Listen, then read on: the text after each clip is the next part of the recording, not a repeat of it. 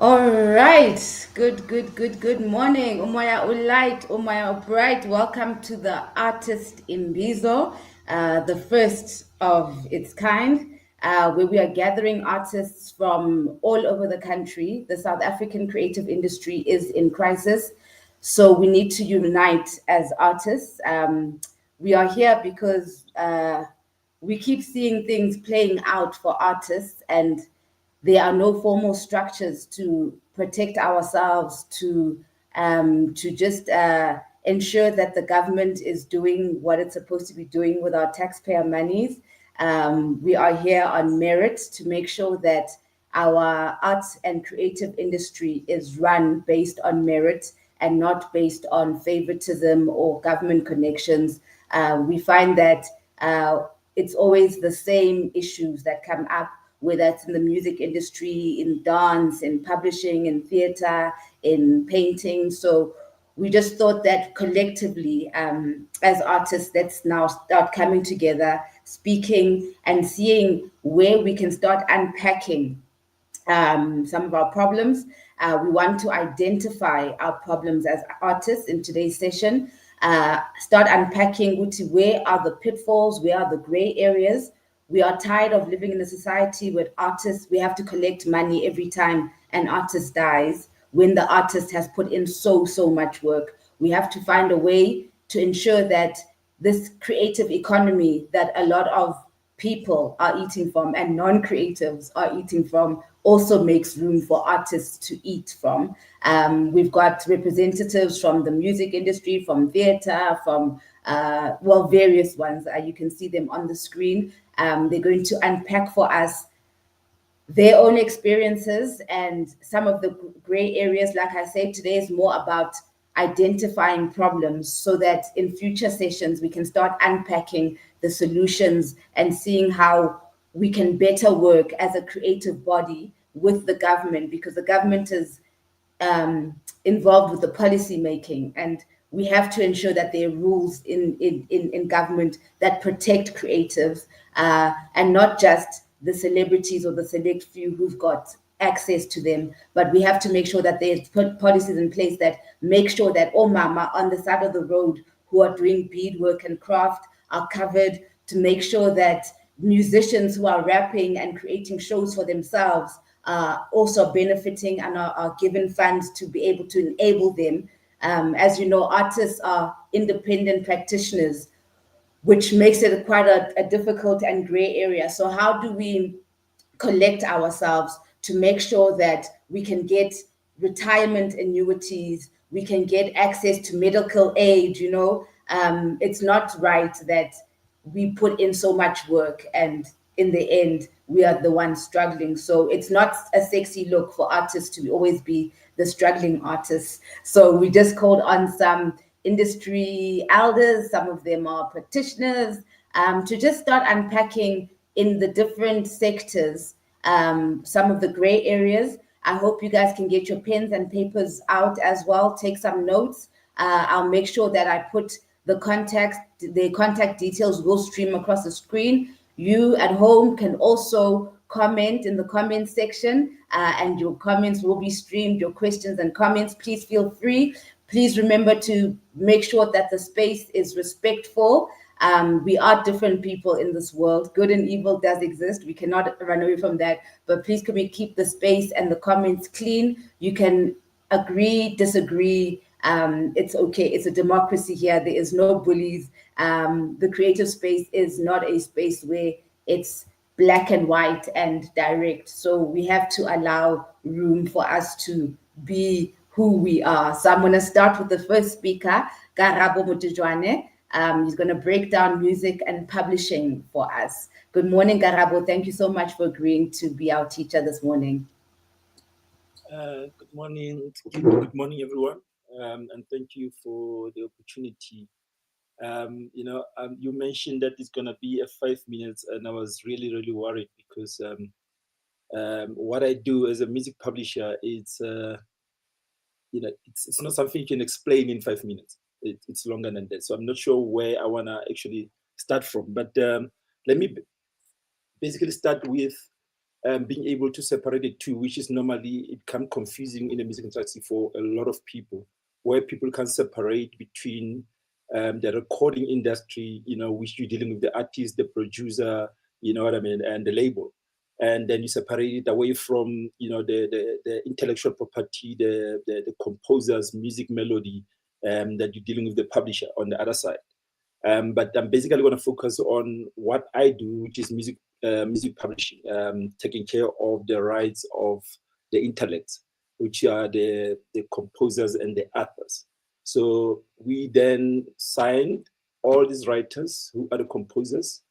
And then, after we sign them, we then want to protect them. Firstly, you want to register their works into companies or organizations like Samro and Capasso, which are Samro will collect the performance rights, and Capasso will do the mechanical rights, performance rights, which is anything that you hear on radio, TV, anything that you hear on stream. So when you're streaming your song and you're listening to it, you're talking about performance royalty. When you're streaming it and making a copy, you're talking about Capasso, which is mechanical rights.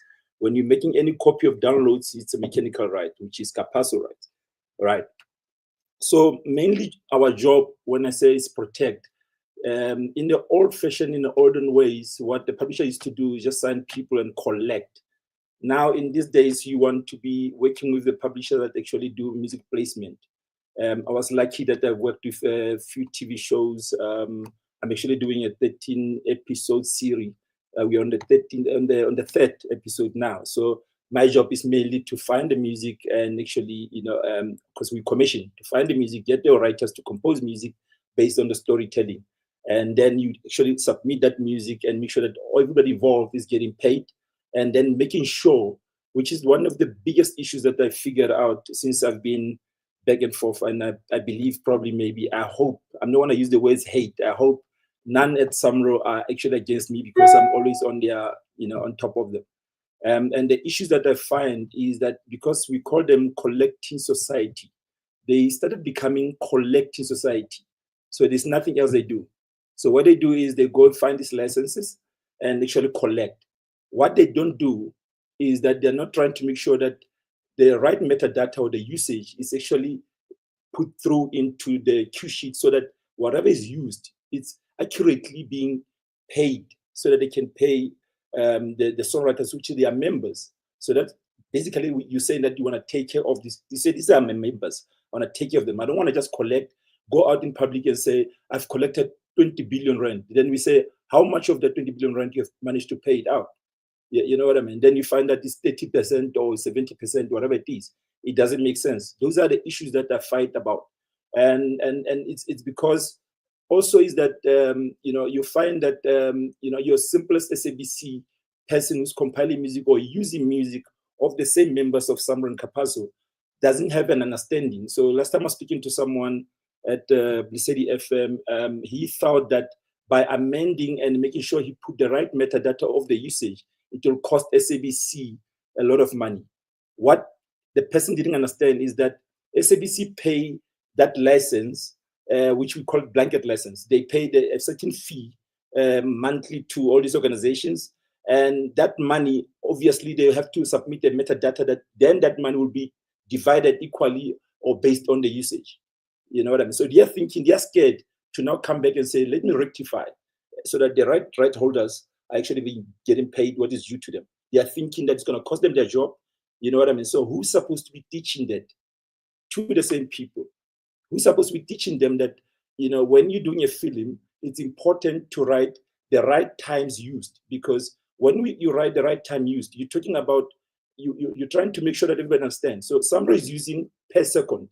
So if a station is 13 cents or 12 cents, it's 12 cents per second. So if you're losing any of the usage times used, so it means that the rights holders are losing money, basically. So those are things that, we shouldn't be teaching Samro. This Samro is supposed to be knowing. Hence, when you're consulting with them, you're talking to them, you're talking to Capasso, you realize, actually, it's not even about that. Nobody seems to be caring enough to want to actually do that. If you're asking them, say, go SABC, go and find the right metadata. Here's the recording, here's the usage. You know what? You're not going to find that. You're not going to find someone else actually interacting with SABC and getting that metadata. Who's losing at the end? The same songwriters. And you see, and I'm making this example because it really got me in pain when I was looking at it when I saw Sutukazi. And I know when I was speaking to Sutukazi, one of the issues was that he was fighting his royalties on the usages. He wasn't happy with what she was getting paid. She was frustrated because she's not getting gigs.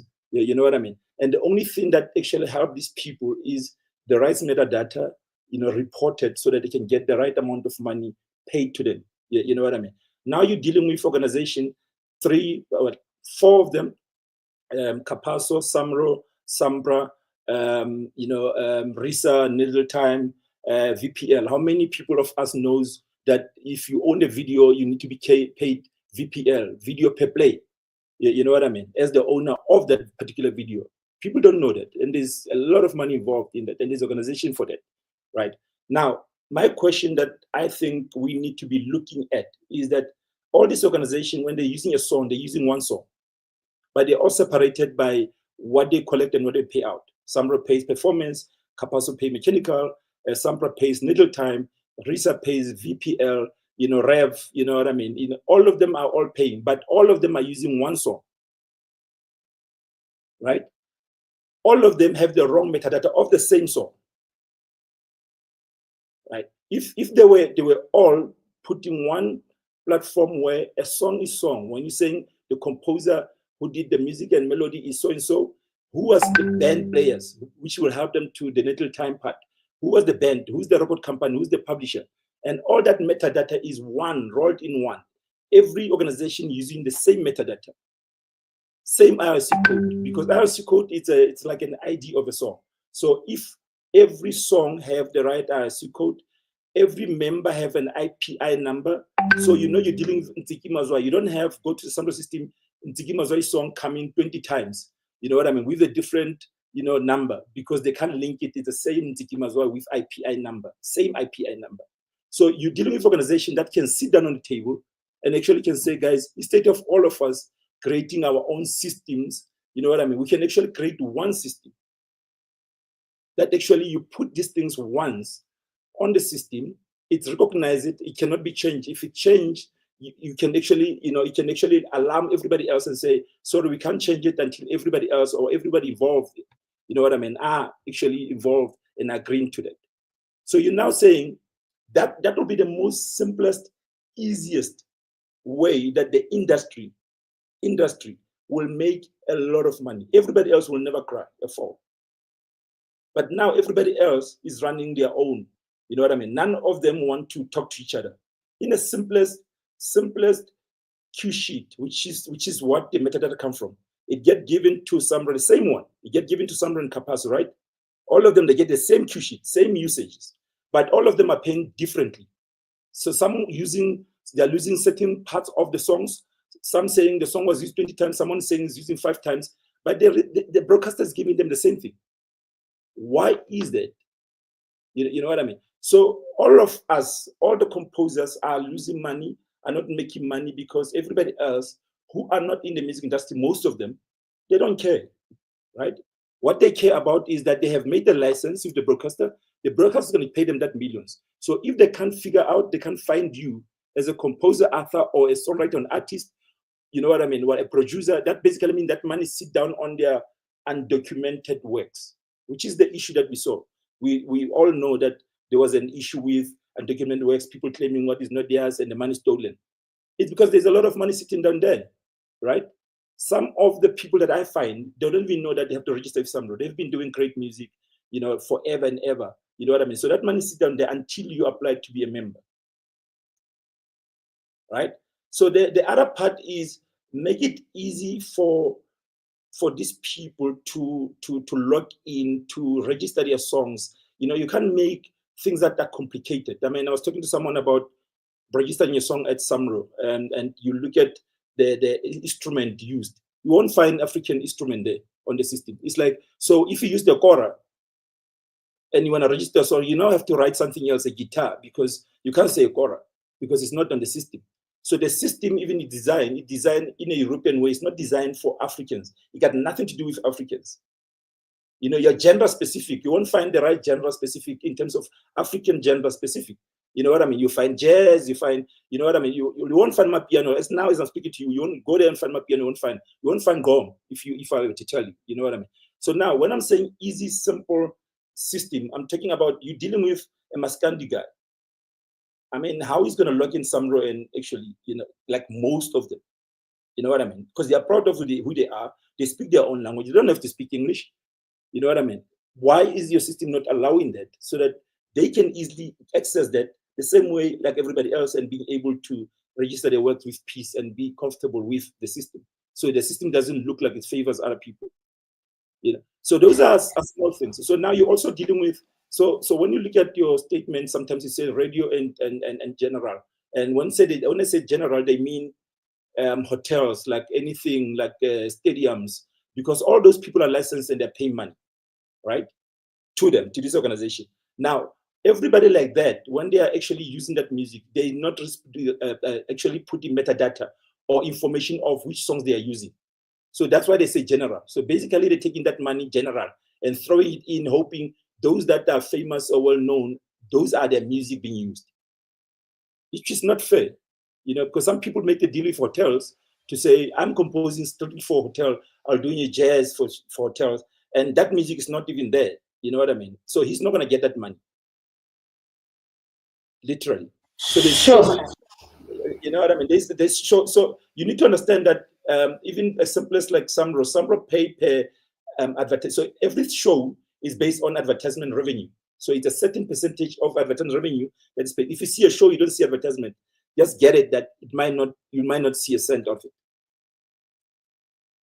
You know, so that's a little I can give to you guys. I don't know if you want me to continue. I can continue forever. Sure, Yeah. sure. That's quite a mouthful. Yeah. So that basically, but I think what's saddened me the most is being able to see cue sheet that are blank being submitted. So my issue with that is basically meaning that I'm working on the series and I'm having like what 30, 40 songs per series, right? And I'm making sure I sit the whole night watching that and actually helping with the minutes, how long it used. Now I'm looking at way back where I'm looking cue sheets of blank cue sheets, but other people have put in. So basically what they're doing is that where is blank, maybe they didn't put your song, that particular amount of money will favor everybody that is there. So they divide that money based on how long is used. Like we spoke, Samro is per second, Capasso is per 30 seconds. So any 30 second of the usage on a film, you know, Capasso will actually pay based on that. So it's easy when you're getting a statement from Capasso and actually looking at a statement from Samro and saying 30 seconds, then you know what Samro would be per second.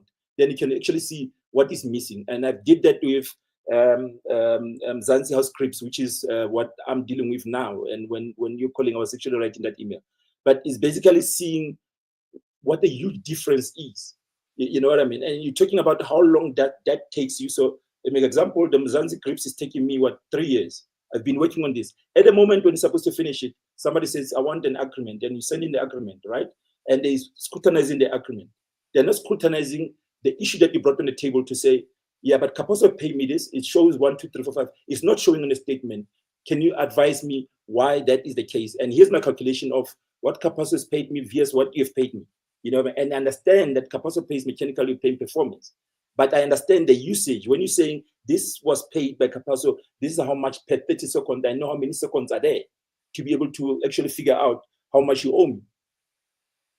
You know Karabo, I think that we can wrap it up there because the time is going. We're hoping to be here until 12 or 12:30 Right. at the latest, and there's still quite a lot of speakers.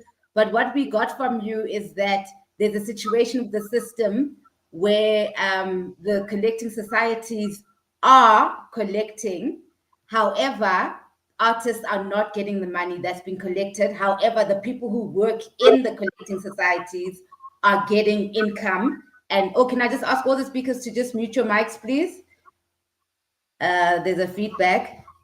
Akarabo, do you mind muting your mic there? So if you heard the speaker now, that they are collecting the money from SABC and from these places, but the money is not making it down to the artists, and the way they've set up their systems, they don't really care as long as their paychecks and their medical aid is done. These are some of the issues that we're busy trying to unpack. Guys, can I just warn you that it's going to be all over the show, so please prepare your minds to go from music to dance to painting to, you must, and then back to music. Just be ready. I'm warning you that we are the arts is quite a broad industry. And can I ask the speakers to please try like keep it brief? We've only got 2 hours with each other. You good morning. Thank you so much for joining us. Good morning, and thank you very much for the invitation to come on this platform. My name is Yul Hedman, choreographer, dancer, and arts administrator, different caps I wear, and an activist. I'd like to start my talk by first celebrating a fallen dancer, former dancer, a dancer called Dada Masilo, by reading just a short tribute from Gregory Maqoma to her, which just to start this, and it will give into what I'm going to talk about. Dada Masilo, your imagination moves us, bold, unyielding, and deeply resonant. On this day, as we honor your life and legacy, we gather not only to celebrate, but to trace memory, to hold onto the truths unearthed through movement.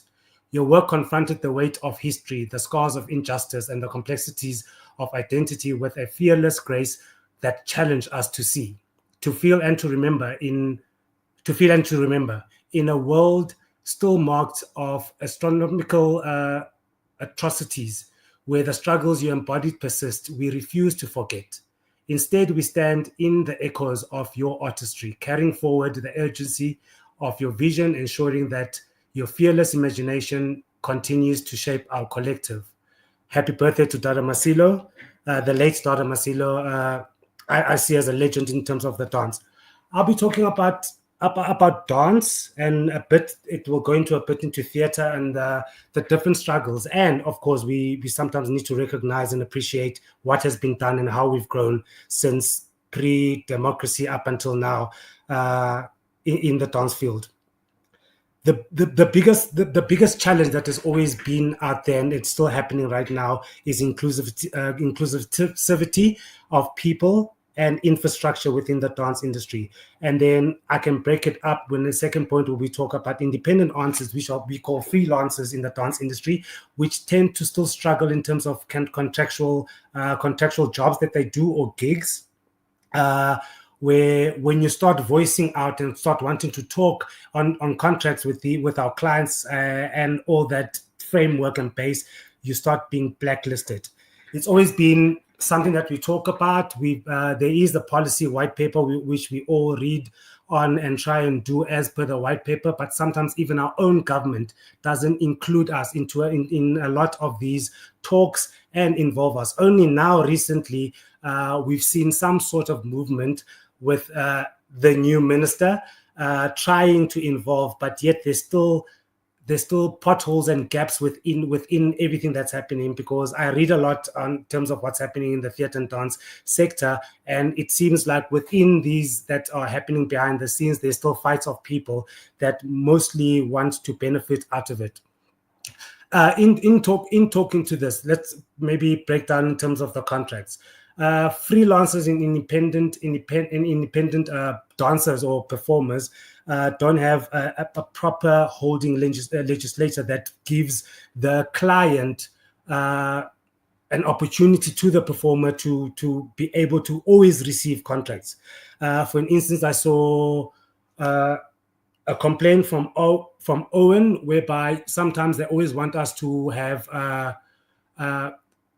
communication which is not on paper, and then they book you do all the hard work, and then the last minute you are down. You've worked hard for about 2 or 3 weeks trying to put up this structured concept of this client, and the client, because of the charge amount, which is not regulated at all in terms of how much artists need to charge or not charge, you can be let go by the client without any damage fees being paid on it, which is a great challenge with us. We've got a policy that was created, and it ran through about for about 3-4 years, which is called the National Theatre and Dance Policy 2022, which talks on these different dynamics for example, in its in the introduction of this policy, trying to fund it, it talks about the biggest challenge, which I'll just read a bit on it. It says the biggest challenge in the theatre and dance sector is to overcome the historical institutionalization, inequalities, and disparities that follow racial and economic access lines. This phenomenon duplicates itself across all 9 provinces. Just reading those 2 lines.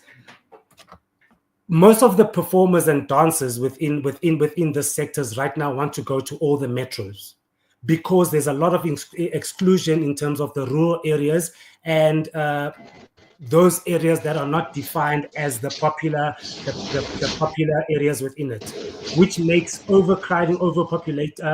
population of these areas, and it makes a lot of these performers and dancers not be able to work. When it comes to us choreographers, we obviously identify certain types of dancers that we end up working with because of creating trust, creating belief in those dancers, which excludes a lot of dancers. This ends up making dancers and people that comes even from institutions end up not working. Meaning if they're not working, there's not infrastructure already for them to go into dance studios to go and practice their technique so that to better themselves. Because these studios want payment. And I, as a dance teacher in a dance studio, I also need to put food on the table, which means I'm going to charge per class. Which right now the rates of each dance class per person who walks in there goes between anything of 120 Rand to 250, depending on the type of style or technique that is being taught there. Meaning we're excluding the freelancers who are not getting employed so that to better their technique in it. Meaning by the time you want to employ someone, you want to look at their technique. This person has not been rehearsing. Like any musician or theater person, you need to go and rehearse. You need to go do that. This one doesn't have access. Sometimes I even go, it was better in the earlier 90s when all those infrastructure from the past apartheid days were still there because we could go into the community centers and have space and get spaces to rehearse. I remember my town, I'm from Kwalanga in Cape Town. We had about 5 different community spaces we could rehearse in, including schools that gave us access. But now that access is not there at all. Unless you are part of an institutions, which is the inequality comes in, you will have all those benefits. And I think there's only a few choreographers and directors who've broken up from needing funding from our government so that they broke up into making their craft a business. It's someone like my mentor, Gregory Makoma, who's created a company which is well known, but it started by him. So we need that breakthrough to get the understanding of making our craft a business for ourselves. But that understanding will come from getting some sort of funding from the government institutions. And right now, National Arts Council, Department of Sports, Arts and Culture are still infiltrated by people or receiving people who are only a certain elite group that will receive funds or anything. I remember the only time that I've gotten funding in my 22 years in this industry was back about 10 years ago. I've applied every year since then, and I'll always not be about the merit of the work. It will be some sort of compliance or some sort of excuse. When you ask on this and you look that you've given all the documents of compliance, they will never come back to you. And we land up, because I'm an activist and I'm the Secretary General of a federation called the South African United Cultural and Creative Industries Federation. We've gotten to whereby some of us have been blacklisted because of voicing and giving out our voice on this. So it's all these dynamics, and these are the biggest challenges that we are facing as dance, and not only dance. I'll talk to dance and theater practitioners in South Africa. Thank you very much. Thank you so much. We appreciate you being so concise. Busiso, it looks like you're the next picture on screen. Guys, I'm just going to go row by row. Thank you so much. Busiso, good morning. Morning. Thank you. And morning, everyone, of my speakers and everyone else who's watching on the Moya platform. You know what, as I'm listening now to Karabo and you'll now just speaking, I cannot help but think that I want to put a spanner into the works because I think the major issue here, and the major issue here, I think, is actually the actual policy on arts and culture itself, which is in this case with the white paper that is in question, which was crafted in 1996, post what we know was an exclusive apartheid-based situation. Now, when we look at what the arts, what the white paper says about arts and culture in particular, and what it says about issues of policy development, and research and development of policy and monitoring and implementation of such things, it's very vague, and it's about a paragraph. And I doubt that it's actually been visited. But what you notice is that most of the clauses that are within, even if I'm not necessarily a lawyer, but once you are an artist and you've been exercising and practicing in your space, you start noticing where these policies are not actually made or tailor-made as Ukarabo Selek to fit the African space. I'll make an example simply around music in particular. Music, in terms of a national arts policy, is categorized under something called performance and celebration within the sectors of the creative and cultural industry. Now, music on its own does not have a categorization. It falls under something called performance and celebration. But nobody understands how they came about this categorization within the policy development, meaning that research that is done to develop policy, chances are, is not necessarily following the processes that allow for critical research, strategic research that can then be used for focused implementation. Another perfect example of that is the fact that music, intellectual property, and copyright issues around music are actually subjective to the Berne Convention of the late 1800s. Now, when you start having policies that are inculcated in the white paper that are actually designed in a way that is obviously going to exclude, the people who are the producers at the bottom, which is the Berne Convention in its highest degree, you'll always have an issue like we have right now with the Copyright Amendment Bill, for instance, whereby even government does not know what the Copyright Amendment is for, because they don't know what the bill for copyright, or rather, what is the copyright law. So once you start going around saying that you want to amend the copyright and you want to actually visit the bill and all those things, you first have to understand how the bill came about to be. So issues like fair use that are spouting up now in as far as this copyright issue is concerned are not issues that are necessarily going to be understood by the layman, because the people who are creating the policy are not the people who are actually, practicing the art. As a result, the structures that Uyul, Nokarabo are explaining that are set up by government based on existing policy, I can even argue that are not necessarily based on, factual, and synthetic and authentic data. They are structures that are set up like the South African Cultural Observatory, which is an advisory a panel directly to the Ministry of Arts and Culture. Now, within the South African Cultural Observatory, you will find 4 or 5 universities within the Eastern Cape. That is Rhodes, NMU, Wusu, and actually KZN as well. UKZN is involved. They are the research centers, the research hubs that the director of the South African Cultural Observatory has at her disposal to actually derive data. Hence, they have the creative and cultural industry reports that they keep on bringing out. Now, these reports are coming out. The data is out there. There are many institutions. The Music in Africa Foundation has done, copious amounts of research around, revenue streams within, the African space. They've gone all over the country doing this kind of research, even beyond the country, in the SADC region. But this policy is not put into place strategically and then used, or rather focused in terms of its implementation so that it strategically does what it's supposed to do. And it all goes back to what I said, the white paper on arts and culture, which has not been revisited since 1996. It needs not necessarily to be revisited. It needs us to even think, how did they come about, deriving the document as it stands? How did the NSC come about?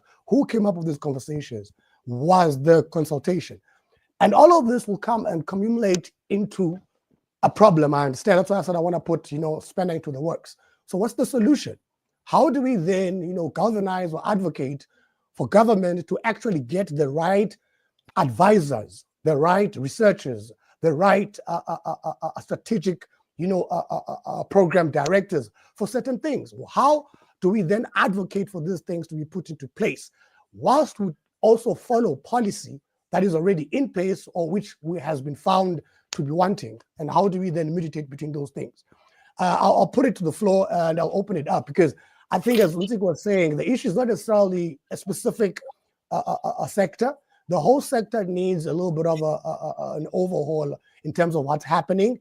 And we need to actually not necessarily fill the problems, but figure out if the structures that exist actually are designed, and are they actually designed to suit the people who are using them? Thanks. Thank you. I think it's unrealistic. Next, now ask speakers to keep their mics off, please. It does disturb the speaker. I think it's unrealistic realist. Thank you so much, Busiso, for being so concise. Morning, unrealistic. Good morning, everyone. I hope you're doing good, and I really am blessed to be part of such a beautiful and insightful panel. So I go by Overt Unconcealed on a good day and the Unrealistic Realist on a bad day. I mean, hey, no less is to be expected from a Gemini. Worry not, and please bear with me for the next 5 minutes. I am a poet and short story writer from Potchefstroom in the Northwest. It's a beautiful student town immersed in the culture of art and having a blast, essentially. So on our side, we have a good wide range of artists and platforms such as Artlop and whatever else happens at the Snowflake Factory. These are white majority events that we aren't extended the privilege of access to, and some of those who are privy to such access tend to gatekeep. As a community, we need to unify and multiply to kill the lack of confidence in the artist. We would appreciate more spaces like these, and for that, siyabulela Sisintiki, spaces where knowledge is shared and wisdom is passed on so that the Black child may go out there and prosper. I am best at poetry and speaking my mind, a genre mainly known for its powerful and emotive recitals. Although in recent days we have faced criticism for lack of diversity and perspective, and thus in return limiting the range of themes, experiences, and ideas that are being put out there, which essentially leads to missed opportunities for growth, learning, and social commentary. We are in dire need of active outreaches and inclusions where organizers and curators seek out and invite diverse voices, emphasis on the diverse, in order to participate in events and festivals. It is of paramount importance that freedom of speech becomes freedom of speech again. We need to challenge and redefine the dominant narratives and power structures within the poetry scenes. We need to be able to bring the world in our minds to life with words without the fear of being threatened tomorrow. And by acknowledging and addressing these issues, we can work towards creating better support systems for emerging artists where their mental health stability is valued. We are all aware that the government does not care for us as much as they say they do. And I am just a certain percent here to represent a forgotten percentage that cannot afford to pay bills because the needy youth bear the brunt of greedy politicians. Now is the time for us to pioneer our own way of inclusive creativity, free from the clutches of white monopoly, where we conform to none, where we just exist. Let it be clear as daylight that from today, there's no amount of gatekeeping that will keep us from the light. We will have access to that information and we will spread it to the masses. But alas, in my hometown, we chose to focus on the positive rather than dwell on the negative. There's a beautiful platform for all artists, and we invite all of you inside, outside town, where you can come. The name is Social Sunset. And I quote, come be one with us through the embrace of raw talent and authentic art in broad daylight as we establish social bonds with our peers whilst indulging in fun and mentally refreshing activities, and of course, easing ourselves into the night with the presence of good food and timeless music. They will be hosting from April up until November. During the winter season, they have bonfire specials, and more updates will be made available on their social page, which is at Social Sunsets on Instagram. So the system was not designed for the black child to prosper. We are well aware of that, and it's sad that we had to face that at such a young age, which is 24 years. Our youth here in Potchefstroom, we refuse to bend. We refuse. So we have found a back door to the blueprint. And we are a town pregnant with potential in need of a platform to birth all these beautiful blessings. We have artists from designers, Kumo Dire from IVI Designs. We have Kate Tasso. We have Diana Fumba with beautiful vocals. We have Albakwe Mopelwa, and he's the one providing this platform for all of us artists. And we have also our Miss SA and second runner-up, Miss Onalena Constantine, to name a few. So basically today, all we're just here to do as artists is no one is going to fight for us. We are here, we are ready, we are armed, we are taking the fight to the streets. And in commemoration of Black History Month, I'd like to leave you with a small piece from myself titled A Product of the Brand. They robbed us of our freedom, but they couldn't control us. They took our pride, but they couldn't break our fighting spirit. They branded our bodies with hot metal, but we branded the world with our words. They made us look weak, but that made us stronger. We were scapegoats, but they took the last fall. They wore us out, but black won't crack. They stripped us of our pride, but we showed no shame. They wanted to tame us, but we were wild and defiant. No cage will ever be fit for us because we were made for freedom. No cage will ever be fit for us because we were made for freedom and not bondage. Thank you very much. Thank you so much. Obviously, you know in this home we love the poets. Nomsa, can you jump in, please? Thank you, Ntigi. And I'd just like to say hi to everybody that is on the panel and everybody joining us on the different platforms at this SA Artist Imbizo Online. The problem of the arts industry is not unique. The problem of the arts industry is the problem of South African government in its entirety. We have a government and a society that we've built in South Africa that has prioritized the individual. So we've inherited in our institutions systems that prioritize individual. It's in our government, it's in our media, and we don't have an ethos or a collective South African language or energy, an ethos that we live by that is actually community-centric, that's about social. So in every single government department, every single government worker, when they're going to work, they're not going to work to do their jobs. They're going to work to keep their jobs. And they're going to work to keep their position in society. So when they have to keep their position in society, it means that the people that are in their immediate surroundings have to access this space so that if by chance I lose my job, my daughter has a job, my uncle has a job, my sister has a job, my cousin has a job. So it's not about a person going to government to serve. So it's not just in the arts industry, it's a thing that's happening in government in general. Government jobs. Let's look at Brakarabo was speaking about what SAMRO's doing. Okay, they're not necessarily government, but they are in the same space. They're supposed to be servicing society, the arts society, music arts society. An employee at SAMRO is incentivized to collect money. They are not incentivized to distribute. Whether they have their job or not is determined by collections. That's why when we are in SAMRO AGMs, we're always asking, what is the admin? What are they taking for admin? Because there was an admin means from the collections, the amount that they take to cover salaries and advertising and all of their operational costs. Because there was a time when they were just collecting to run themselves.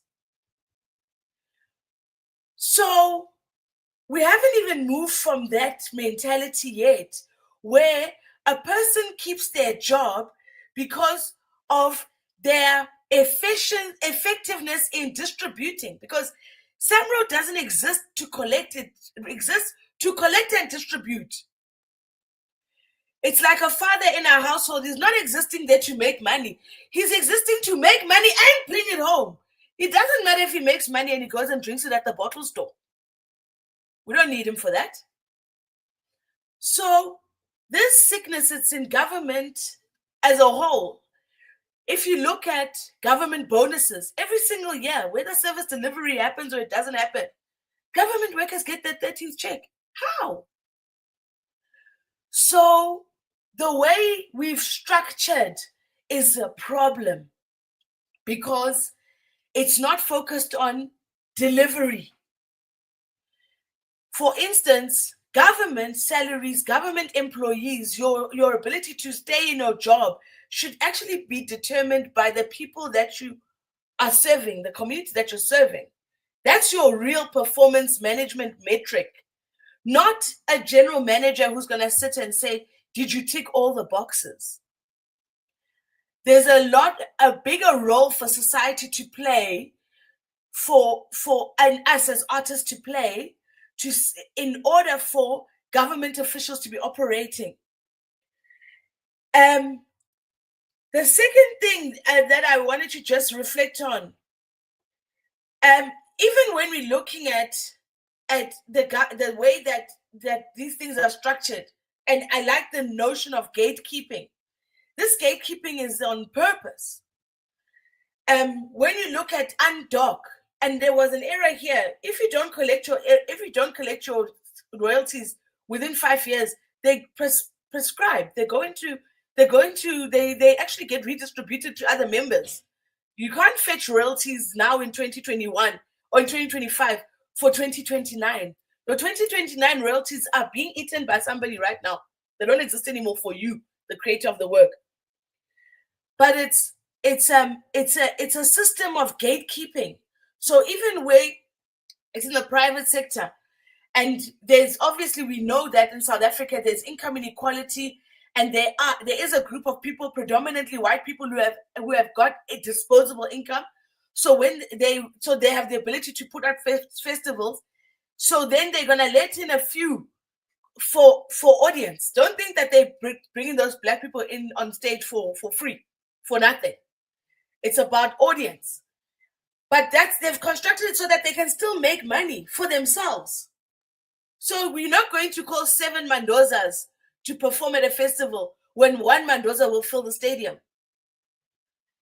And so now the argument begins about, no, but it's always about Sbusiso, they're just blocking us. No, it's not about Sbusiso.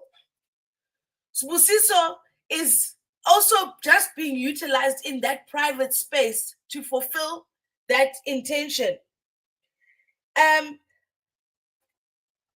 Now, what we need in South Africa or in the arts industry is that we need to do something like what the accountants did for themselves. There's no accountant that can be blacklisted, even by PwC, even by PricewaterhouseCoopers. Only SAICA can blacklist an accountant. So SAICA took accounting and accounting practice that work, and they said, right, we are going to make sure that we're in the universities, we're going to make sure that we're in the schools, and we're going to make sure that by law, accountants need to be chartered accountants, and we are going to create a system where we make it easy for government and we make it easy for everybody to make sure that they use a chartered accountant or a SAICA accredited accountant. These are the ways perhaps we should start thinking, but it really is a government problem. When you look at the government, let's talk about the government. We have people who write policies. The people who write the policies are not active in those sectors. They are just knowledgeable about those sectors. They write the policy. Then the person who implements the policy hasn't read the policy. Nobody even read. Nobody. The people in the government departments. If Busiso goes to a government department now, and he says, "Kanane man, white paper is ngala." The director, who is the final signatory on that application that you are making, and you have aligned it to the white paper, that director didn't even read it. So the lovely thing about the arts, just as we are the performers for society, we perform, what's happening in society. It's actually happening in the government, in that what's happening in the arts industry, we should utilize this opportunity to showcase that what's happening in government department is actually an artistic performance of what's happening in government. What's happening in the arts department, where so-and-so's friend goes to Cuba or whatever happens. We don't want to be careful. But whereby that happens, we need to take that language and show people that's how it translates to them in government, to say, that person in home affairs who didn't know what to do with your application, that person at the police department who didn't know how to complete your application, they themselves are that person who went to Cuba. Because they didn't have the accreditation, they didn't have the way to get that. I'm enjoying this discussion, and I thank you very much for allowing me to share. Thank you so much. Owen is next on the speaker. Thank you so much to all the speakers. So insightful. Good morning, everyone, and thank you very much, Nsiki, for inviting me. Wow, I can't believe what I'm hearing coming from these speakers. Nomsa, you're on fire, and everybody, Karabo, I think that's what the public needs to know. I know, Nsiki, you are trying to avoid us from talking about Cuba, and I'll go straight there. I'll talk about Cuba first. Let me tell you, poetry is a dying genre in this country, is one of the dying genres, together with Maskandi music, no, not Maskandi music, choral music, reggae, and all those type of music are dying in this country. So you can't afford to have a gig taken away, because of not many times you have a gig of poetry where poets are paid. So I would like to appeal to the Minister, Gayton Mackenzie, to say, please compensate Nsigi for the invite of that gig. I wouldn't like to get politics. I have never once invited a poet to come and do poetry in my gig or anything like that. That is a very scarce type of opportunity. So if it appears, you need to grab it both in your hands. We have to protect reggae. We have to protect choral. We got to protect poet, mama piano, and maskanda, and all those music are happening. In fact, I don't even understand why Gayton and the government are still spending money sponsoring somebody. They say, I'm going to have a concert here, piano or maskande. They are making a lot of money. They should be able to do those concerts themselves. Let's focus on the so-called dying genres. So it's what I want to appeal to the minister about. But let me tell you, my name is Owen Dlovu. We have been roped in the industry to come and fix the metadata. We are contracted to SAMRO, and I'm not here because of, don't be scared to say we can't talk about SAMRO because of Owen is here now. No, we're talking about the industry. Now we are fixing the metadata because of what affects the artist is that when SAMRO needs to pay the artist, you find that in the list that was forwarded, Ntsiki's name was omitted, as it was with a Cuban gig. Now, only to find that Nsiki was part of the recording that happened in the studio. Now, when the money gets paid, it's only the big leading artists that get the money, and everybody that contributed is omitted. So we're saying that's not on. A song is not done by one person or two people. You can find that the song is done by about more than 5 people, and all those people should be listed. We are busy fixing that metadata now at Samro. People spoke here, and I want to quote what Nomsa is just said now. He's talking about the South African government. South African government is the center of the problems we have in the music industry. Number one, we don't have industry. There's no industry. Because of if you've got no structure and no policy, you can't have an industry. You had an organization called SIFSA that was supposed to influence, to make policies so that they can influence the laws. Because of remember, if you make policy, you go and make contributions to the parliament, and that will be factored into the law. SIFSA has never done that. Their sole responsibility was to create policy to influence the law. So we don't have that. That organization has never done that in 10 years. So there's no industry.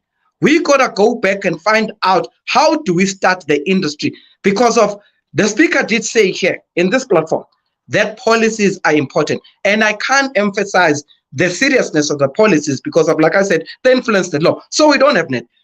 The government in this country is a problem to the so-called music industry.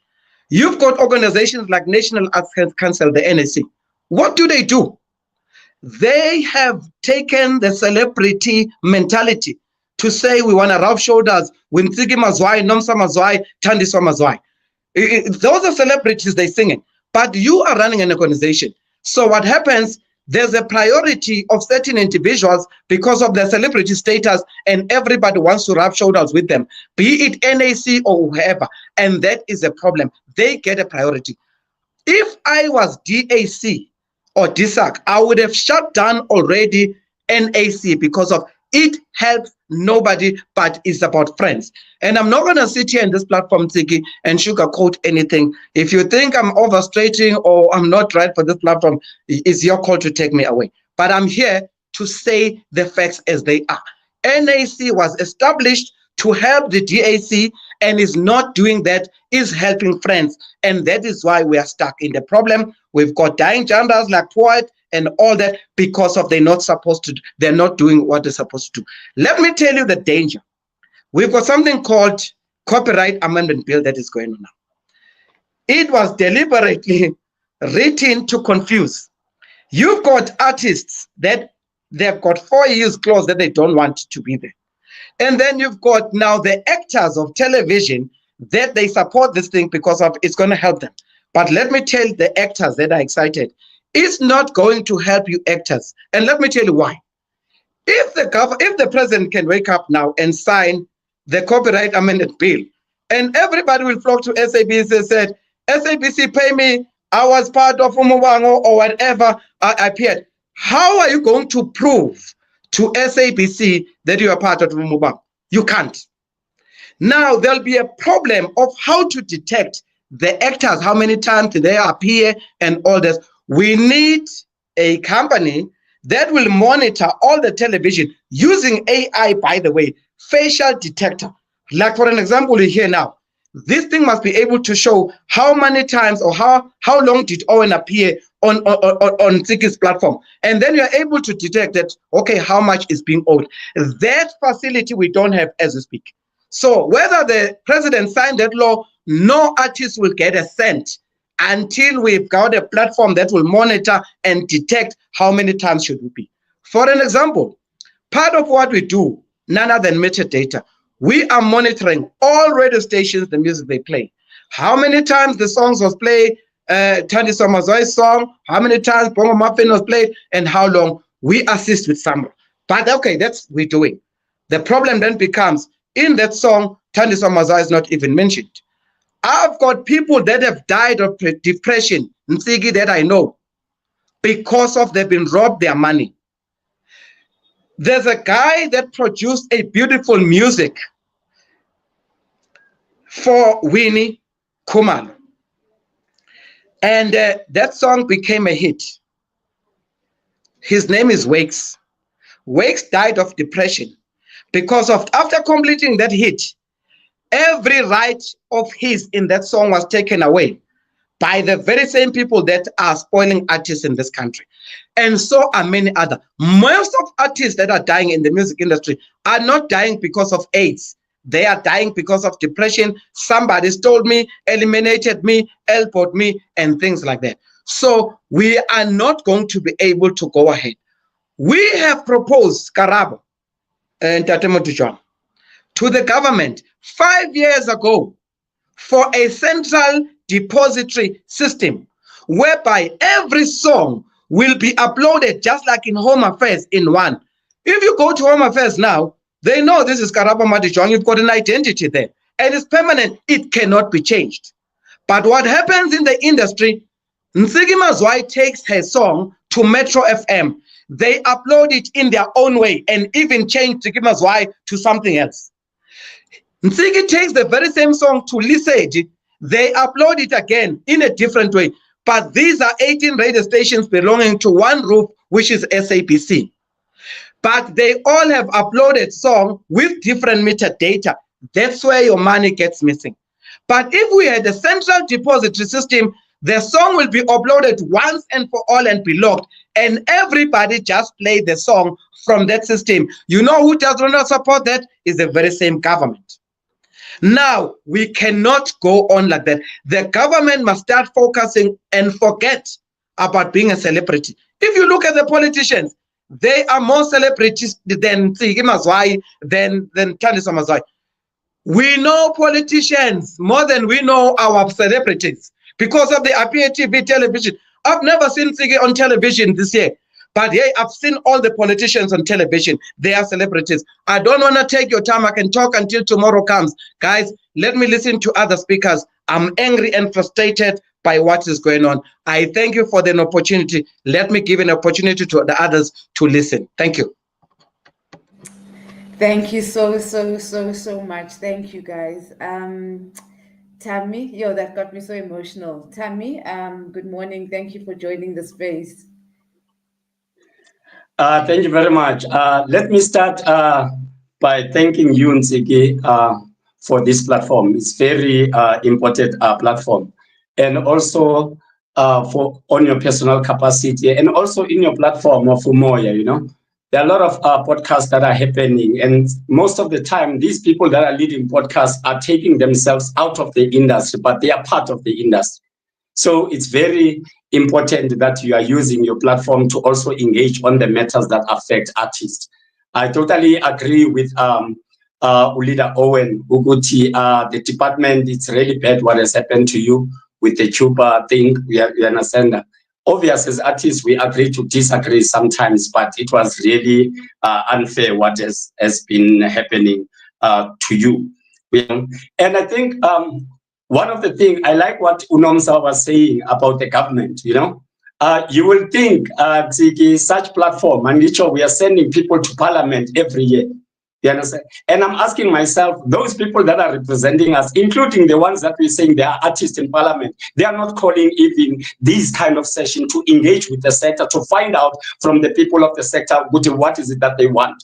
They go to parliament and represent themselves. They are selfish. There's no political party in this country that can say they are having a cultural and creative industry desk that is effective. We understand that it shows Uguti, it's about themselves, but I will go in detail. And then in the beginning, you talk about what are the gray areas in the industry at large. One, I think, definitely show it's the fragmentation of the industry. We understand. You will think such platform that you are creating, a lot of artists will come on board and engage on this because it affects everyone. But people are going to look at, okay, who's organizing? Is it Nsiki Mazwai? Hi, I've got differences with Nsiki Mazwai. Instead of looking what Nsiki Mazwai is creating a platform for artists to speak. You understand? Whether we agree or disagree, but this platform is needed. We don't need to fight the person sometimes, you understand? Because you are coming with something different, something new, you understand? A lot of the artists that are having problems, they should be in this platform engaging on these things. So the industry is really fragmented. As Oprah Owen was saying, this talk of the industry that is fragmented. If you remember well, when former President Jacob Zuma was the president, he called everyone in the sector, most of the people across the country, and also what was nice, he also called different departments. You understand? It was not just a department of arts and culture. There was labor, there was education, there was, you understand, because it affects everyone. No one has ever done that, you understand? And the credit must be given to that because it was the only president that saw the cultural and creative industry needs to be united. Pity, it ended up with SIFSA, as Leader Owen was saying. It was meant to create policy, it was meant to create sector council, and then it became something else, which was a flop. So I think we really need to look at this fragmentation and also supporting each other, you know, not always waiting for government to do things for us. We understand that as the sector, we can come together and brainstorm ideas, you understand, to help ukuthi sector blossom. You understand, singajongi ba lento iza nabani. We understand that what guys are no government says. And the second one, I think the regulation of the industry. We understand that it's very important. Industry to move us book. Everyone can come in, you understand that there is nothing, you understand that with an act of parliament that says the industry is regulated. Amongst the fights that we have in the industry with various departments, you understand, I'm still waiting for the industry to rally behind, you understand, of making sure the industry is regulated. Yeah. And number three, we've got a problem in this industry of gatekeeping, you understand, all over. Whether with DSEC or DSEC entities and amongst ourselves as people who are involved in the industry, we've got what I call cabalism. You understand that people, you need to make sure your friends, your family, your colleagues eat first. You understand that people is about, you understand that there are cabals in the industry. You have Sanopra Owen, you associate Nabanu Tam, you associate Nabanu Baniwati, and those people in the cabal are running the industry. Some of these institutions, you can go and perform in Market Theatre. The next show will be at Blackstar Theatre or Kanye State Theatre. You understand that because there's a clique of these people that are controlling the industry. And also, it's a problem here, ageism. You understand? I've been in the industry for 20 years. You can't be in the industry for 20 years. We are led by fools, stupid. You understand? That's the fact. It does not mean 20 years in industry, you've got the answers. Nowadays, we've got Abantu Abati. I've been in the industry for so many years. I know what is done. We were not going to be in this mess if these people claim the age, the experience, the mess. And yet you have the same people that have been leading in the industry. They still want to lead these structures. You understand which is the problem? Now, gatekeepers, black, white, Indian, zonke, gatekeepers by party up. We understand. And then another thing, we've got a problem, a department that is ineffective. We understand. We can change ministers for, I don't care, the same people that are working in that department are the people that work with Natin Teto, people who work with Zizi Kotwa, are people who work with Paul Mashatile, Ungazisa, PA, Ungazisa, Antone Watini, the rot is in the department itself. You understand? I remember one time we had the sit-in whereby we say, you need to overhaul that whole department. It's wrong. You understand? It needs to be fixed. And also same applies with the entities. We understand that are involved in the government. We understand that various of them, NFVF, NAC, NHS, all of them. We understand that nabo kune problem ekunitwa ukuthi zijongwe ukuthi izinitwa uscrapper. There is a new leadership, there's a new approach that needs to be done. What I love about the movement is for no fees must fall. We understand that everyone was coming together with one motion ukuthi fees must fall, regardless of the political party or we understand. So it means a clean-up session and it with DSEC itself and also entities the DSEC. and then name ministers. Yeah, well, the problem with this department, by user the department who settles political scores up. You know, I was excited when we saw Uguti, the new minister, is coming from a different political party. The ANC has been in power for many years, right? Amongst the ANC, there are so many people who are capable, the arts and culture who are powerful. They are nowhere to be found. You look at Abanaba represent the ANC Parliament, the arts and culture portfolio, yet you've got the artists that will kill you about totally ANC, about recognize or province, local structures are the same ANC. So when Gaten Mackenzie came into power, we thought there was change. And the beautiful thing, even in the portfolio committee, we understand that you had a new chairperson, which was coming from DA. We understand, we thought things are going to be a nice, smooth, a nice, hey, kanti singena kwenye into besingayilindelanga.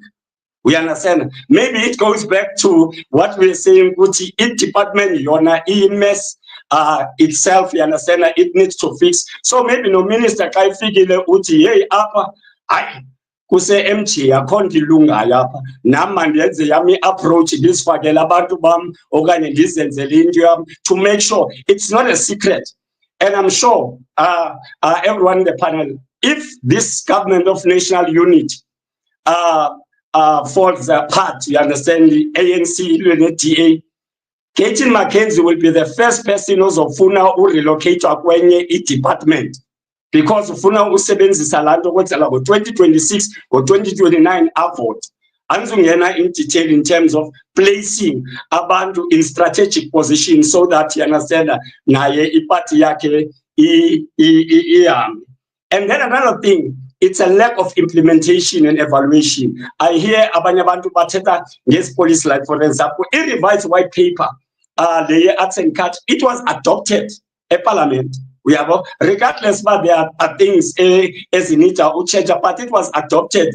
Implementation, Tolun. Uyul Hetman spoke about the dance and theater policy, which was also adopted a parliament. In terms of implementation, Tolun. Law minister ufika akale eyake into kuqhubekeke, and then even the sector, I challenge ababantu to say, no man, this is wrong. You understand, it needs to be challenged. We understand. So sinazo policies that are there, that are adopted by parliament, but implementation are equal. DSEC is supposed to say, Nazi white paper encourages community art centers in every community. Although there are things that can benefit the art, that can position the art in a better place, but it budget nendoni dololo. The new minister hasn't spoken about it dance and theater policy, but hoping also chat. And then another thing, as I said, the minister, the user, the post, you understand that ye department, because go fellas book. In the previous years, ministers Tatimali Arts and Culture zifake kwi-campaign zikakhongolose okanye nezinto ezithile yabo. So le sector ngiyayibona nalento yasecuba nezitrip kuhanjwayo, you understand, i-ministers zisebenzisa ezi-trip for their own benefit and to position abantu that later on they will benefit, whether they stay in the department or in another department. I'll give a typical example. I might be minister started into a Formula One, right? Do you know who's the chairperson of that board? Is the lady that was the chief director of Suga PA, Gaten Mackenzie. She was the chief director at department.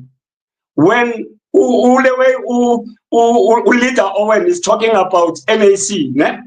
When the NAC board interviews were done, do you know who was the chairperson of that panel? It was the lady that was singing from Jamali. We understand. So the question is, we understand that besides allegation, we need to check at each and every person that is appointed in this board. I can go on and go on, and this were the and then another thing before I close, we need Ntsiki and panel fresh and new voices of the industry. We can't be led by same people all over again. We understand we need a fresh approach nendoni kwi-industry uyabo ukuze sichinje. And then there's a problem here. Esports is more recognized than arts and culture. Currently now, there is a boxing convention that is happening in East London, in Eastern Cape. Minister Caitlin McKenzie, 2025 is my year, I'm going to see changes. Do you know in the 16 sectors, he has allocated a startup budget of 2 million? And I'm sure in that national boxing convention, they are using more than 2 million. But in our sectors, the cultural and creative industry, you allocate 2 million for the whole year, for the whole country. That can't be right. We understand. In sport, if you look at money that is given, whether to suffer, but in our industry, don't get 2 million. In music, don't get 2 million. Even usafa akanokwenza nix nerap nentoni. So this thing is sport, arts and culture, you understand? And the artist, I don't think silwa too much. Last 2 points. There are few people in this country abakwazi who engage a portfolio committee, a parliament, arts, sports, arts and culture. You can write to them and complain. I've been engaging all of them. You understand the previous one to say there are issues, and then they can summon people, but there are few people, only the clever ones. We have Indaba industry, many years experience. About engage, but any South African, any artist can engage with portfolio committee. It's in a problem. We understand, and then the portfolio committee can call you or engage. Lastly, the artists are easily fooled by politicians. Easy. The politicians fuller in minister. I don't have anything about minister. I like minister. Minister uti action man, but I believe action man in words, not in action. Same minister, October, upromisile wathi uzomitha zonke ii-sectors in the industry and then abanike i-finance to start organizing the sector. Chu, yajika yonke laa nto. Kwathiwa no, funding will only be available next year. Yet i-sector I'm challenged.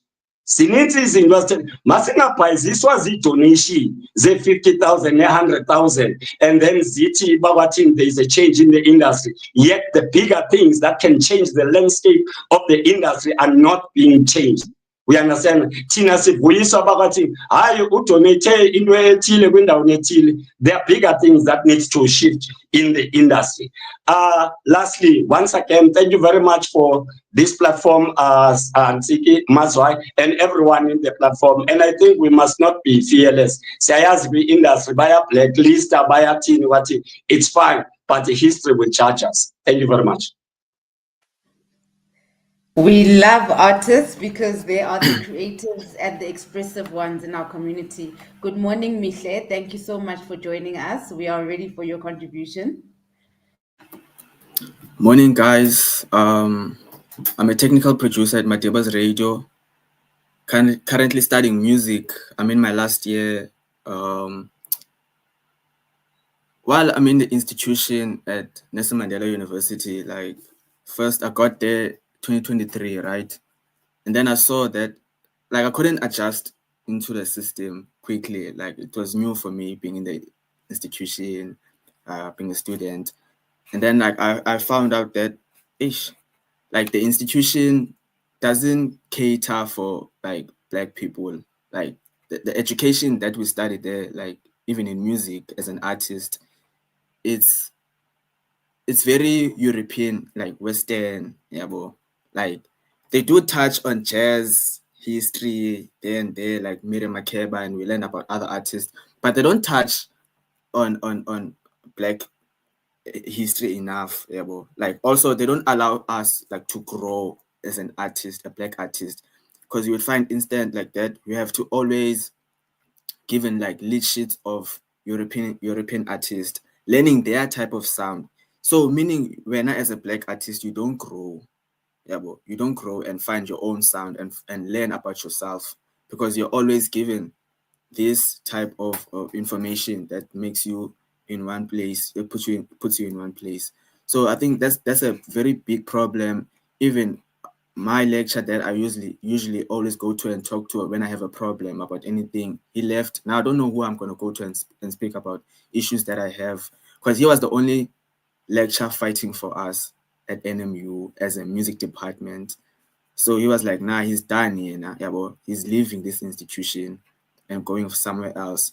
Because every time he meets me, he's like, you guys love torture. Yeah, well, he's like, you love torture, because he sees that like this is not it. Yeah, well, because if it seems like everything starts at these institutions, by the time these artists move out of the institution, they don't know who are themselves. Now they have this piece of paper qualification, and they gonna start from scratch, trying to get gigs, trying to like find themselves, and it's impossible, because now you have a lot of information about another person that's not related to you, that doesn't have Africanness in them, and now you have to keep on learning about the same European information. That is not right for me. So but I've found myself, I know my sound. Well, I'm an African, and I do learn the European sound and take information from it, but use it to my advantage of learning myself and my own sound. And also like gigs, I wouldn't say they are scarce in this art space. There are gigs, events that are happening, but the promoters like keep on booking like the same people like that keep on applying. Like they don't go out and try to take new talent and find new talent, even if they have one name that is well known, just to, because I know most they put profit over people. So even if they have one name that could bring profit so that people come and watch, let's say make an example of put Java in a poster, and then have all other people that people don't know about, that could really drive people to come watch Java and also watch the other people. I think the promoter should lean towards more that, rather than booking 10 people that are well known and then all of them like benefiting from the same system, because they're all friends most. Yeah, well, so I think they should also do that, like booking more unknown talent. And also funding. Small businesses don't receive funding enough, yeah, well, because the people that are maybe giving out the funding, like they go by face or connections, right? Like people that are well connected will get the funding a lot. So that's also a problem with funds. Small businesses get funding. If someone has been getting funding for about 3 years straight, the government should say, no, you've been getting funding for almost 3 years. You are good now. What have you done with your company? Let's see progress. What have you done? If there's no progress, that person should be like stopped from getting funding and give the funding to other people that haven't gotten funding. So I think that's also a problem. Like there are no people who are checking if everything is going according to order, right? And even the people that are supposed to check if everything is in order, they are friends with the people that they're giving the fundings to. So they know by now we drank the money last weekend. So I know my friends is not doing anything with the funding they've been given. So we need like good people that that have good integrity to make sure that everything is in place. And also the government they should also hire people that have experience in a particular sector. You will find out that people that are politicians that are speaking, they're not even qualified for these positions they are put into. They don't even have experience, but they're friends with someone, but they are able to speak on behalf of the artist. Like you're not even an artist, you can't even play an instrument. You can't even write a song, you can't even do anything that yet could put you in a position, but okay, you are a musician, you can do something. You can't even write or something, you can't even edit anything, but you are fighting for artists. How can you fight for an artist but when you're not even passionate about being an artist yourself? So I think that's another problem you should also fix. And also, yeah, I think I've touched on every point, but most points were said on by other people here that are very like good people that I've listened to, and they really raised good points. So I'm not going to speak too much, but those are the problems we have. I feel like, yeah, like the institutions should do better for us as Black people. I mean, this thing has been going on and on and on. I'm going to graduate and go into the industry and do my thing. After 10 years, they still have the same curriculum. Nothing has changed. No one will ever find themselves as a Black person. Like, it's really not right. Thank you so much, guys. Thank you so much, Mihle. And there are requests for the speakers to please put their contacts. I don't know, in the comment section, or leave their contacts with me so that people can have access to you. Khosi, Dumela Khosi, good morning. Good morning. Good morning. How are you? Thank you for inviting me.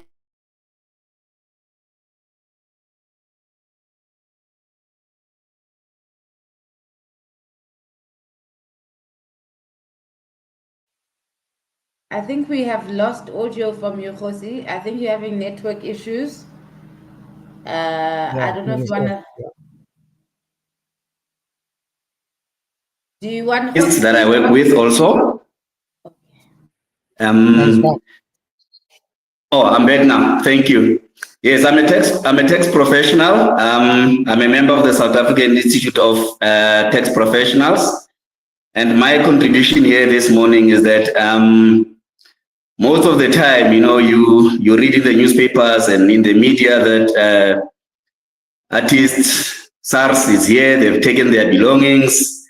Artists, when they pass away, they have not left anything for the family or the kids. So I think it is important that we use this platform also to educate artists, freelancers on how to really be tax compliant, because whatever little money that you get, whether you're getting it from an event, whether you're getting it from selling your material, there are certain tax implications that go with that. So I think we need to try and use this platform to educate artists and musicians and everybody in the entertainment industry in general on how to effectively manage your tax affairs. For example, a lot of people in the entertainment industry are freelancers. Some of you are independent contractors. Some of you work through artist management. Some of you work through different labels. And now the question would be, who's responsible to take care of your tax affairs? Because you'll find somebody saying, no, I thought my agent was taking care of that, or I thought when Sambro gives me my money, tax has already been taken care of. So those are the issues that we can actually outline in this platform and provide the necessary knowledge and to try and assist you to make sure that you understand where your money actually goes. The other important factor is to know the different tax types. For example, you will get your royalties money. Some of you get paid because you are a speaker at an event and so forth. But you know, most of you don't even know how much of that money actually goes to tax. You don't even know, you just get your check or just get paid, but you don't even know how that money is actually being calculated and why at the end of the day, SARS comes to you and they say you owe them 300,000 rands. So I think it is important for us to really get to the nitty gritty and make sure that you understand how the whole system works. And to add on that, some of you already have got disputes with SARS. You will get a letter and SARS will say, you owe us, but if you have not paid within 10 days, we are coming for your assets, or we are going to the bank, we are going to take your money. So those are the challenges that a lot of artists are facing. And because it is also a personal matter, people are afraid to come out to say, I've got this problem. You know, there's also an element of people will tend to think that, no, that one is broke, or that one is mismanaging their money, or they are mismanaging their funds. And most of the time, that is not the case. For example, people who work with agents or artist management labels, your contract will determine, if you receive your money, that contract will determine as to who is actually paying tax. Is it your agent, or do you have to pay tax in your own personal capacity? The second issue is you also need to know how to structure your tax affairs. Are you working in your trade as an individual, as a sole proprietor, as a company? So those are the issues that as artists we need to sit down and really try and get as much information as possible. And also to know at what point can you actually claim from SARS. It is not only that you must pay SARS. At some point, SARS must also pay you. Most of the artists work from home, for example, and you can claim certain tax benefits from that, but most of you don't actually even know about that. So I think I will speak to Ausin Tsiki, and I think we'll need to really have a broader discussion around that, just to touch on the financial aspects of your craft and how we can try to assist you, especially as far as tax issues are concerned. And I think that is what is very dear to my heart as a tax specialist, that 80% of the time, most of the artists, they actually don't know, they have no idea as to how this tax system actually works. And they end up, with the little money that they have, that money actually ends up being taken away by SARS. So yeah, that is my contribution, Ausin Tsiki. And in terms of sharing my details, I think I just need to have a discussion on the side with Ausin Tsiki, because I think for now it will be very easier if we were to have a workshop. We discuss all the information, and then those who've got personal issues, obviously that one will be a one-on-one session. But in general, I think I would really want to contribute and assist as much as I can in terms of how to really benefit from the system. I mean, every cent counts. So if you are able to save a bit of money and you are able to tackle the system, then I'm more than willing to do that. Yeah, thank you very much. Thank you so much. That would be most helpful. I'm sure one of these artist Indaba sessions will just focus solely on tax.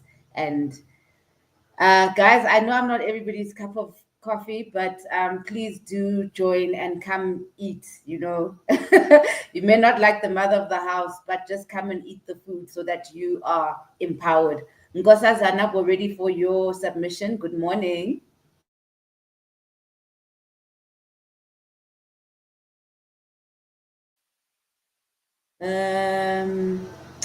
I'm just trying to find. Oh, okay. I need to add her to the stage. Sorry about that. Hi, Nkosazana, you there? Nkosazana. Okay, I'm just going to go back then. Usbusiso wanted to come back on. Usbusiso, we're ready for you. No, as we are having this chat, I was thinking, I think we've been mobilized, guys. We've been mobilized effectively. And I think we're facing extreme economic violence. It's quite clear. We are in a situation whereby we're at war. It's hunger wars, it's freedom of speech wars, it's all kind of wars, and we have been mobilized. And I think one thing that we've not touched upon, and I'd like to make an example about, I know I'm not going to be popular about this, an example about Idi Amin Dada, how he dealt with reparations in Uganda when he took over. 99% of the people who had colonized Uganda had all the resources of Uganda in their own capacity. In the South African music industry, I'll make an example there again, even in the theater industry, even in the digital industry at the moment, most of the big companies, private companies that come from offshore, actually are the ones who inform government on these policies. They are the ones who even inform them on this copyright amendment bill. We call them the fangs, we know who they are. The top private entities, I won't call names, but all the big boys, who have been around since forever, in the music publishing industry. Those guys play a major role in pumping money from the global north into here and determining and influencing policy. What I'm trying to say is that we need to mobilize, and Unamsa will know we've done this before. We need to mobilize like we students. We need to know that government recognizes certain codes and categories because they want us to participate in what they're doing. They do not want to actually look at what needs to be done for society. So we need to mobilize ourselves. Now we are here on this platform, and I've been looking, we've got about between 40 to 50 to 60 people watching on the Moya platform on YouTube. We need to mobilize ourselves in such a way that we don't need to start another political party or sound like other Marxist theorists who are trying to deal with hunger issues and proletarian issues, even though we're at that situation whereby we're being starved deliberately economically. Because creatives are the ones who critique society. Because we critique society and we try to guide society, whether it's spiritually or holistically or through education, we then get blacklisted. So we need to mobilize ourselves. We need to organize ourselves in such a way that I think Uprazim Ngawana used to have the Zimology Institute, whereby he then came up with the Zilomology, philosophy, whereby, he inculcates certain philosophies as artists and how we carry about mobilizing ourselves, crafting our art, and not depending on these guys who are determined to silence us. Age, we could show up, about ageism is another problem that we need to face because the people who are holding the creative space down are people who don't want to be criticized. So whether we allow this platform to grow into a yearly thing, that is the Artists Indaba, or whether we want to organize ourselves into an organization that forces advocacy out there, or whether we want to start workshops around informing people about the business of publishing, the business of tax, in the creative space, but we need to mobilize ourselves. And we need to also be careful because they are listening to us right now. How do we then mobilize in such a way that, how do we then operate in a way that, if we call it that, we need to ambush. We need to come up with some ambush creative way of dealing with the industry. It's not as easy as going to the portfolio committee in parliament and engaging them because they already know who we are. And they know what kind of codes that we give them. But okay, Umnyanda Luana, he falls under this category. We know where he's coming from. This is what's going to happen. So we need to be stealth, but at the same time, we don't need to hide. At the same time, we need to be blatant about where we're going because there is an economical violence and it becomes political. Then we need to understand the ideologies that these guys are using to run the government, and we need to counter them. Most of us are not academics.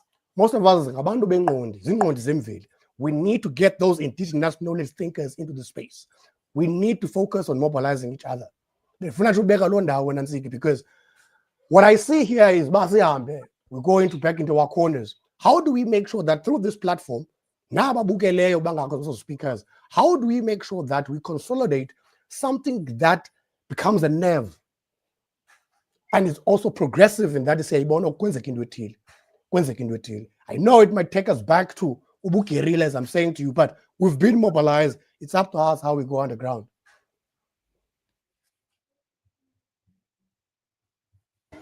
Thank you so much. I'm going to hand over to Karabo just now, but yes, this is just the beginning. Amongst ourselves, there is a WhatsApp group, so the link will also be shared.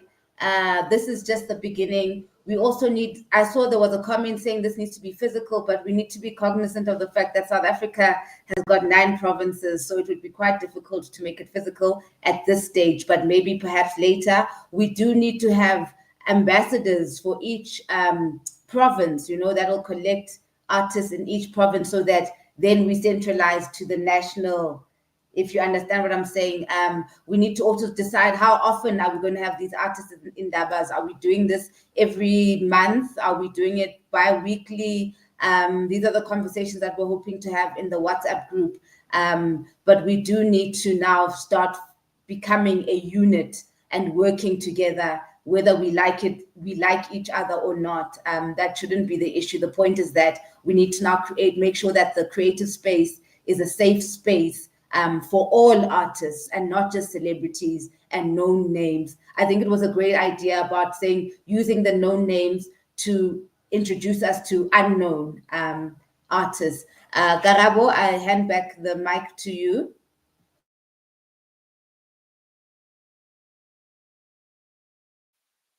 You have to unmute your mic, Karabo.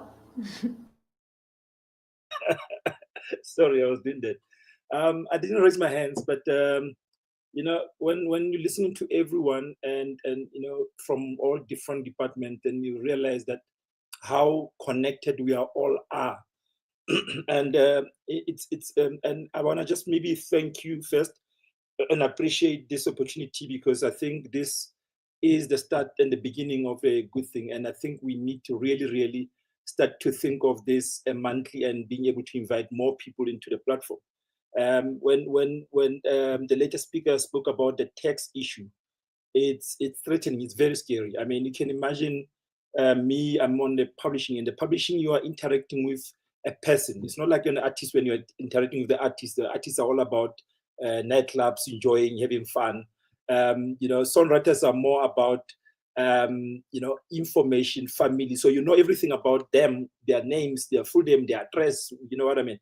So there are issues. So they come to you in regards to borrowing money because they have a taxman coming in and taking things. And there's a number of them. And when I was talking about Sutukazi, I was mentioning those kind of things that we don't realize how deep they are. You know what I mean? So yeah, I don't want to speak much, but I just want to say, you know, thank you for this opportunity, and I'm looking forward to more of this kind of sessions. Thank you. Nomsa, you wanted to speak. The mic is yours. Thank you, Ntiki, and thank you very much to the speakers that have gone. It's been very enlightening, this engagement of ours. I want to pick up where Smoo touched on it, but I want to make a proposal and say, what if we were to say our ID number is the number that must be utilized? Because this is not a new thing. My ID number is at SARS. SARS knows how much money I've made, whether I've tried to hide it from them or not. They know. They know. No one can hide the money that I've made. I can't hide it from SARS because of my ID number. Because my ID number is linked to my bank account, and they know all of my bank accounts, and they know which money has come from where. So why don't we as creatives say we have the number, the ID number, and let's say we say for music, my music will go, it'll be M850102, which means for music. If it's for dance, collecting royalties for dance on productions or for TV or whatever, D. If it's for songwriting, maybe it's SM, but we make it like that, right? And we then make sure that as artists, we know what's being collected. For example, when the tax man was speaking, the tax expert was speaking, and he said, you artists, you get your money. We don't even know the money that we get. Do you know that, my dear sir? We don't even know the money that we get. There are artists here. I know Zahara, when she was signed to the label, she was earning well over $1 million and getting paid a salary of 35,000. So we don't know how much money we're getting, because when Samro collects, if you're represented by a label, your label goes and fetches your money. So it's not always as if artists don't want to pay. You may find that musicians got their money, they did their pay as you earn, but then in the back end, they actually don't know how much money they got. And why is there so much secrecy around what artists get paid? Why, as an artist, it's my music, I can't go to Capasso if I'm represented by Universal, and Capasso tell me, the songwriter, how much my song made. They say, go to your label. That's the facts. So I was thinking that we should have that, we should promote perhaps having that kind of a system. I liked what you said, Owen. But like, let's simplify it so that the track and trace, it's not so far-fetched. So that when you're speaking to SARS, you know, I got an SMS. Samro paid Universal 800,000. So Universal paid me 35,000. So when I get to SARS, SARS says I owe 400,000. No. Universal owes you 370,000. I owe you 20,000. Because what I got paid of that money is this much. Another thing that I wanted to speak about is this cultural limbizo. I don't think anybody's done it like this. It's totally accessible. And there's a fellowship of men and women that I'm part of, and they meet every day. But I would like to see a situation whereby we would meet every month. And we make it decentralized like this. But when we have an idea that is something that could work, for instance, Owen is already doing this thing. Owen, if that concept works, apply it. But let's create our own new power, because we're not going to be able to change the structure of government. There's a reason why we are all complicit in the war in Congo. It's because that Samsung or that iPhone is very useful to you. Whether the government does A, B, C, whether they say we are boycotting this country, that country, people will still buy iPhone, they will still buy Samsung, because the capitalist has figured out the way to make you part of a war. That you probably on the same mobile device post on Instagram, oh no, the war in Congo, we are so quiet about the war in Congo, on your cobalt in your hands. So for me, I wanted to say that I think these platforms, there's good ideas that come, and when the good ideas they come, I would say, let's make it simplified, because as a collective, if we were to say, let's say we meet every month, by the time we get to SAMRO AGM, we brief each other here and we say, the SAMRO membership number is changing. At the AGM, that's what we're going with. The SAMRO number is changing. It's no longer just a random number. It's my M and my ID number. Then we get to the Capasso AGM. The Capasso number is changing. It's M and my ID number. That's what it is. And if Universal is collecting, when they're collecting, they don't say, no, someone's right. They say M850102. And they say Sbusiso. So that there's no more confusion. So that when you are left out of a song, it's very quickly for you to find out that you've been left out of a song. That would be my contribution. But thank you so much for such a lovely gathering. And then one other thing I wanted to say, there's been lots of talk here about promoters. In business, there is a value chain. So if you make cupcakes, you are selling to the customer. You have an option to buy cupcakes from Checkers and sell them, or you have an option to make your own cupcakes in your house and sell them. You've got an option to ground your own flour, to create your own flavors and make your cupcake. The promoter is simply the guy who says, Checkers is making cupcakes. There's a school over here where kids like eating cupcakes. I'm going to take those cupcakes and come sell them at the school. And the promoter has looked at the market. They are just a tenderpreneur. It's a tenderpreneur does the same thing. A tender comes out. The tender says, we want windows in the government department. They say, I know the guy that sells the windows. I know the guy that installs the windows.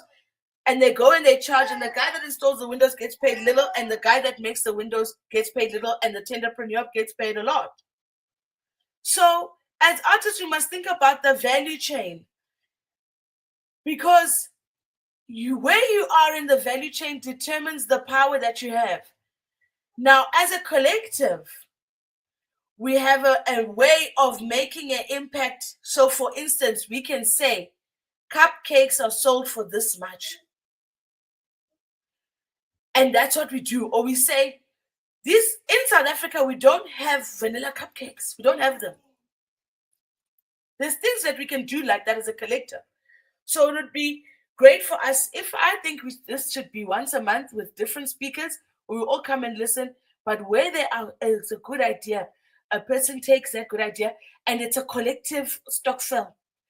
We don't come here with an idea and then, oh, I came up with that idea. Owen did it and now Owen. No, that's not the point. The point is that we all benefit in the end. Thank you very much, Moya. Thank you very much, SA Artist Imbizo. Thank you so much. Yo, they're busy cutting the lawn here. I hope I'm still audible. Please don't worry, it's not only 60 people here. We've got over 650 people online watching this. And as we said, we're going to make this once a month. Sorry about the noise outside. Thank you so much to all the speakers. That was most inspiring. I mean, there's nothing else I can add on. Thank you so much to the comment section. Thank you for your contributions, but most especially to the speakers. This was incredible. I'll let you know, I think it might be every last Friday of the month that we have the artist Indaba. But thank you. That was so fruitful. That was incredible. Thank you to all the super thanks, people who've donated money. Thank you so much, Unati. Thank you. That we really appreciate it. And if you haven't already, please subscribe to the Moya podcast, and then you can get more information on the way forward. But that was the inaugural artist Indaba. Thank you so much. There's so many ideas coming through. We will try focus in and zone in on specific things per month. But please, if you haven't already joined the WhatsApp group, your people are still chatting. Nomsat, there are some thingies for some comments for you there. Once again, thank you to all the speakers. Thank you for taking your time. We did say it was from 10 until 12. We are just before 12, and we've had a fantastic time. Bless you, everybody. I'm ending the stream around about now, and thank you. Thank you, guys. Thank you, speakers.